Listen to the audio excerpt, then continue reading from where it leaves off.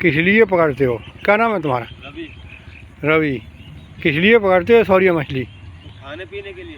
खाने पीने के लिए। और कुछ करते हो? बेचते भी हो? बेचेंगे कितनी मच्छी हम बेच के कहाँ ले जाएंगे अपनी। और तुम्हारा क्या नाम है? प्रमोद। प्रमोद। कीरतपुरा। ये भी कीरतपुरा का है। तुम? सुनील। कछुआ भी पकड़ते हो? अरे ना बे ना, सही बताओ। सही में कछुआ छुआ ऐसे दिखाई दे रहा है। कछुए मत पकड़ना।